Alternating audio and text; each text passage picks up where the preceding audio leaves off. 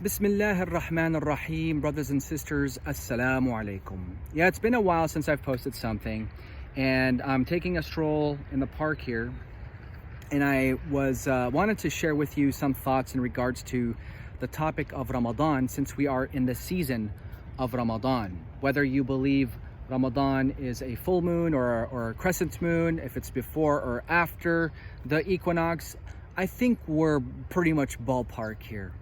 And this is exactly what I want to talk to you about today. Now, first of all, I do suggest that if you are not well versed in Surah 2, verse 185 through 188, please open your Quran and follow along. I want to share with you some thoughts of mine in regards to this particular topic. And what I'm going to share with you is ultimately a hypothesis.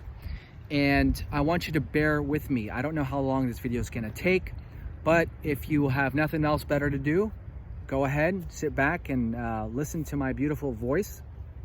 I want to share with you some thoughts in regards to Ramadan. Now, some people have been asking me why I have not posted any videos about Ramadan and Siyam or fasting. And the answer is because I am still peeling that onion, that layer after layer, and to ensure that all of my preconceived notions are not in the way of my understanding of the Quranic verses. Not just Ramadan, anything really. And I do come from an Arab Sunni background, so I have a lot more baggage to carry as far as I'm concerned.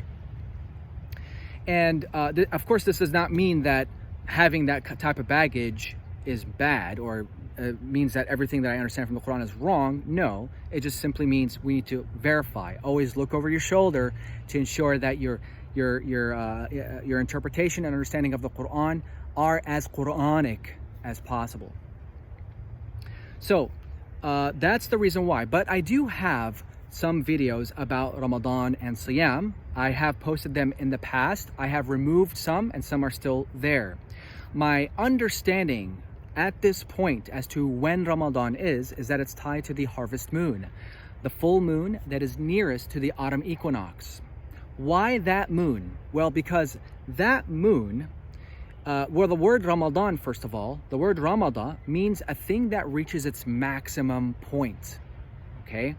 That's from the root definition, a thing that reaches its maximum point. And with the harvest moon specifically, the frequency of moon rises is the highest during that time of the year. It means you will see the most moonrise, the highest frequency of moon rises in subsequent nights compared to any other night throughout the whole year.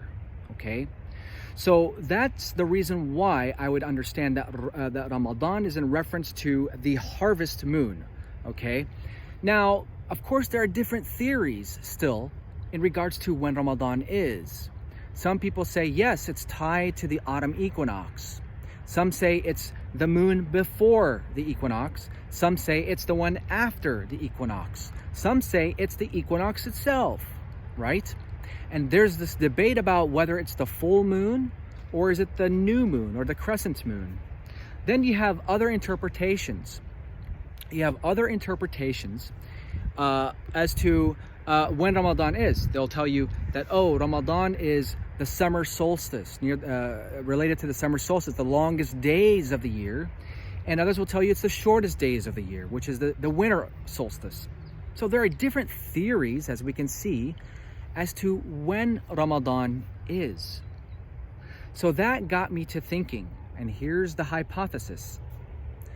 If the Quran is complete and self-sufficient, why is it so difficult for us to know when Ramadan is according to the Quran alone? Why? And the answer is, my hypothesis, the answer is perhaps the phrase Shahru Ramadan, month of Ramadan, is not a name of a month, like month of July, for example. It's not a name of a month. We read Shahru Ramadan, we think, oh, that's the name of the month, and it's because there's a lot of heat happening in that month, and that's why it was called such.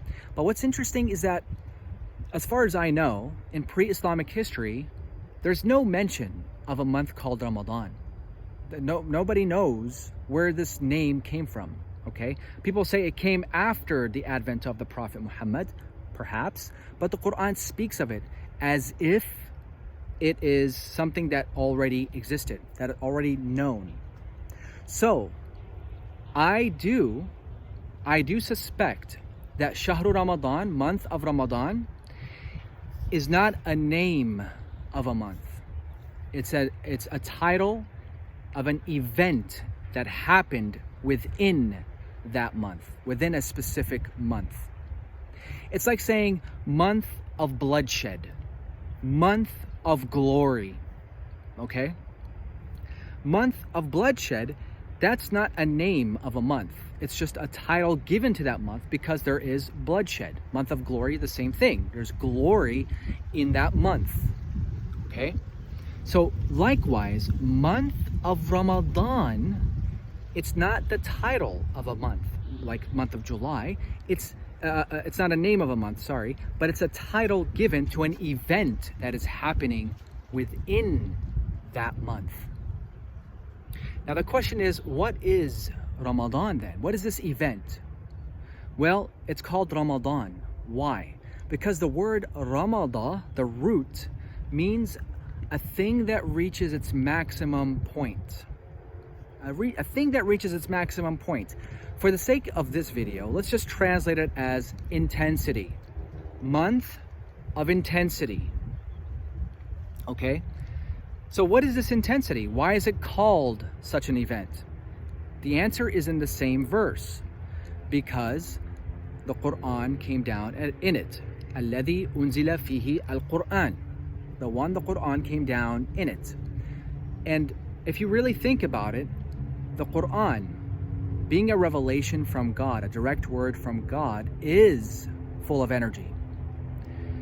It's why God says that Laylatul Qadr is better than 1,000 months. It is also why God says, if the Quran was revealed to a mountain, you would see it trembling and crumbling out of reverence for God. So it is full of energy. And so God calls the month in which the Quran was given to the Prophet Muhammad as intensity.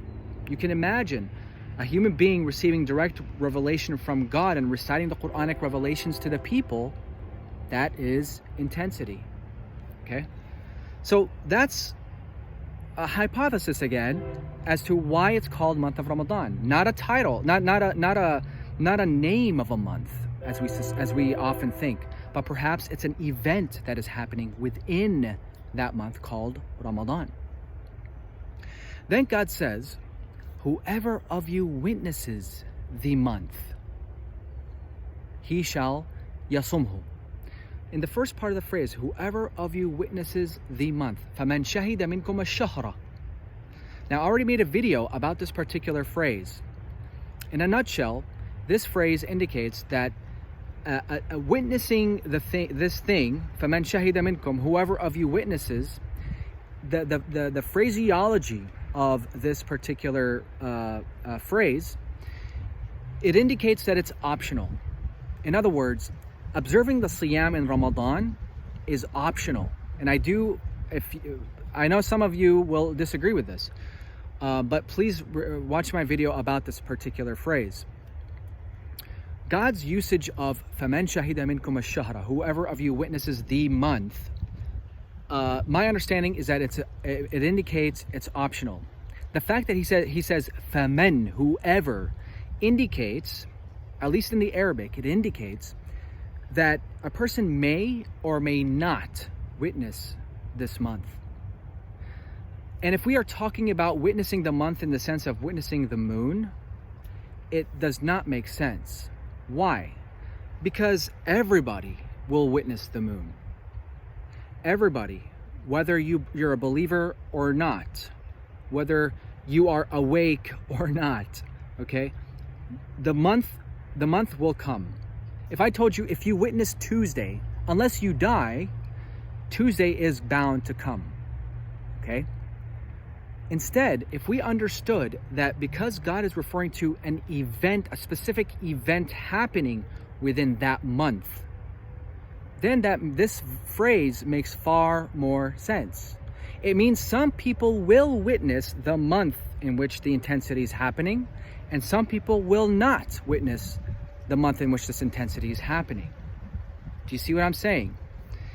You see, if you put yourself 1400 years ago where the Prophet was living, there are people amongst him who did believe, who were with him, who witnessed the intensity. And there are people who are in the outskirts or whatever, they did not witness the intensity. The month came, but they did not witness the intensity, the Ramadan. Okay? So I hope you could see the difference there. And this is significant. The fact that God says, فَمَنْ شَهِدَ مِنْكُمُ الشَّهْرَ, it means that this event is happening at a specific place, at a specific event, in a specific month. And some people will witness it, some people will not. And so this is why God says, whoever of you witnesses it. Then we come to the condition of fulfilling this condition. Whoever of you witnesses the month, if you choose to witness this month, if you choose to attend this event, then God says, فَلْيَصُمْهُ, then you shall sum the month. Sum it, the month. Now the imperative verb sum comes from the word siyam. Siyam comes from the root sawama. Sawama means to briefly pause. To briefly pause a work that's happening. So for example, in Arabic, okay, in Arabic they said that when the sun reaches the high noon, it is in a state of siyam. It's in a state of pause, as if it's pausing in the sky before it starts falling down, okay? An animal, a livestock that's walking about, and then it stops to defecate and then continue. This stopping is siyam. It's in a state of siyam. So siyam is to pause, okay? To pause between work time. Okay, you're working and then you pause for a bit and then you continue the work. That pause is siyam. It's exactly why Maryam refused to talk. Okay, she was in a state of sawm. She was in a state of sawm. She refused to speak, and that speaking was temporary.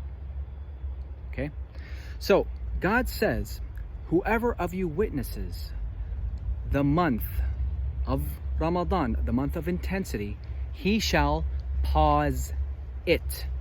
Pause the month. Let that sink in a little bit. When God says he shall pause it, what does that mean? Okay, pause the month, right? What does that mean? Well, we are talking about attending an event of intensity. Intense Quranic recitation, intense Quranic memorization, right? And this is why in traditional Islam, they actually strive to complete the recitation of the Quran in the 1 month. If you come from a Sunni background, you will know this. So, God says, whoever of you witnesses the month of intensity, he shall pause it. Pause that month. Now, for me, if I was trying to be as objective as possible, okay, no preconceived notions, just by reading this passage alone, I will understand that pause it means stop whatever you're doing, okay, whatever you normally do, and focus on the Quranic revelation. Focus in on that intensity. That's how I would understand it. Especially that if you continue to read verse 185, God tells us the primary purpose of fulfilling the siyam during this time. He says, لِتُكَبِّرُوا اللَّهَ عَلَى مَا هَدَاكُمْ, to magnify God for what he has guided you. To magnify God. لِتُكَبِّرُوا اللَّهَ. How do you magnify something? How do you magnify God? Well, we magnify something by making it bigger, right? And how do you magnify God? Well, we zoom in on God. We talk about God. We focus on God. And he specifically says, لِتُكَبِّرُوا اللَّهَ عَلَى مَا هَدَاكُمْ, to magnify God for what he has guided you. And the hadakum, that guided you, is in reference to the Quran that is mentioned in the same verse. And it's interesting to see this, that it seems that based off of this verse alone, God is telling us to pause that month for the sake of magnifying God during this intense time. Okay? So this is how I understand verse 185. Now keep in mind, this is just my hypothesis so far. I'm not going to delve into all the little parts, but if you're with me so far, kudos. We're still going to continue to verse 186. In verse 186, God, it seems to be a random verse. At least for me, it seemed to be a very random verse. And this verse says, وإذا سألك عبادي عني فإني قريب أجيب دعوة الداع إذا دعان فليستجيبوا لي وليؤمنوا بي لعلهم يرشدون. And if my servants ask you about me, then tell them I am near. I answer the prayer of those who pray to me. If we think about Siyam as the pause in which you're focusing on the Quran and to magnifying God, the next verse, this verse, verse 186, tags along very nicely. Because God here is telling the Prophet, وَإِذَا سَأَلَكَ عِبَادِي عَنِّي, and when my servants ask you about me. So there's inquiry. There's a lot of inquiry. Okay? And then the Prophet is to respond to them. He is near. He will answer those who pray to him. So there's inquiry happening. So if you can put yourself in 1400 years ago, where God tells the people, you shall pause the month, that is, focus on the Quranic revelation that's being given to the Prophet Muhammad, obviously people will be inquiring with him about the Quranic revelations. So this is the at least from these two verses, it's an interesting perspective, I think, to see that perhaps Ramadan is actually referring to an event rather than a name of a month. I still think, I'm still sure it's tied to the autumn equinox, okay, as far as timing, as to when the Quran was revealed, but that this verse isn't focused on the timing necessarily, but it's focused primarily on what you need to do during this time. Now we'll come to verse 187. I'm still exploring verse 187, okay? But here's the thing that we need to really understand. God says here, أُحِلَّ لَكُمْ لَيْلَةَ الصِّيَامِ الرَّفَثُ إِلَى نِسَائِكُمْ. It is made lawful for you, the rafatha, to your women. Now, the word rafatha is often understood to be in a connotation about having sex or something sexual with the women, okay? And you know, there is validity to this, obviously, because when you open the lexicons, rafatha means to have some type of sexual oriented dialogue, okay, with the women. But I do find this problematic because God, when it comes to sex, usage of the term sex, God could have used a far clearer term like massa in the Quran. God uses the term massa in reference to actual sex with women. Okay? Why does God use the term rafatha here? Well, rafatha is primarily oriented to speech, some type of communication. And God says, it is made lawful for you the form of communication with the women night of the Siyam. Okay? Then he says, Hunna libasun lakum wa antum libasun lahunna. They are a garment for you and you are a garment for them. Why does God say that women are garments for us and we are garments for them? What does that mean? Well, the Arabic word labasa, okay, labasa in the Quran can refer to your actual clothing, but more specifically, it's your underwear. It's the stuff that's sticking to your body specifically. But also God uses labasa in the figurative sense, that it means that's something that is with you all the time. All the time. God uses the phrase libasul ju', garment of hunger in the Quran. This means that the hunger is with you wherever you go. So God here is saying that it is made lawful for you, the form of communication to the women, because they are a garment for you and you are a garment for them. They are with you all the time and you are with them all the time. Okay? Then God says, علم الله أنكم كنتم تختانون أنفسكم فتاب عليكم فالآن باشروهن. So now, باشروهن. So God has changed the term. He went from rafatha in the beginning of the verse to now you can bashiruhunna. Now again, in Arabic we say bashiruhunna can refer to sex, because bashiruhunna comes from root bashara, and bashara in general standard Arabic, bashara means skin. Okay, that means rub your skins with each other, basically have sex.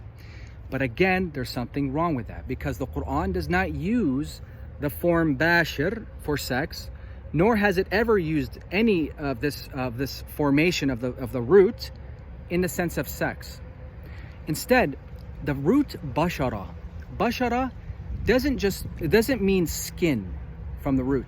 It means to expose, to move things about, to expose something. That's why the skin is called bashara, because when you shave, your bashara is exposed.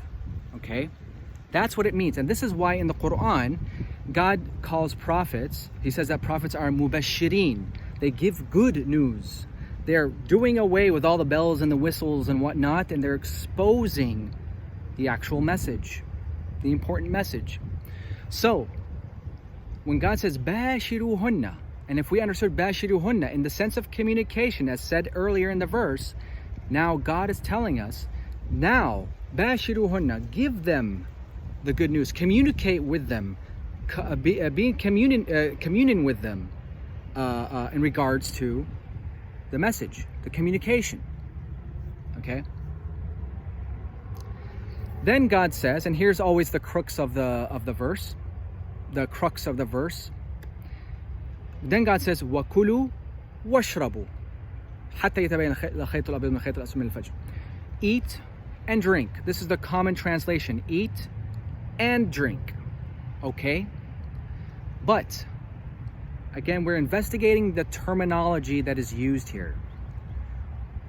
Kulu can mean to eat, but kulu is actually more of a broad umbrella term. It means to consume.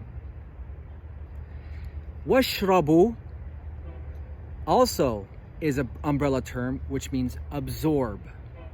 Consume and absorb. And the way the Quran uses this term, yes, it does use them in the sense of food and drink respectively. But the Quran also uses both of these terms in the sense of other things. Okay? Like, God talks about akl riba, consumption of riba. Akl suht. I don't know how to translate the word suht in English. And all sorts of verses that talk about consuming things that are non-food, basically. Consumption of money, consumption of usury, and so forth. Also for drink or absorption. Shariba. وَأُشْرِبُوا بِأَنفُسِهِمِ الْعِجْلِ.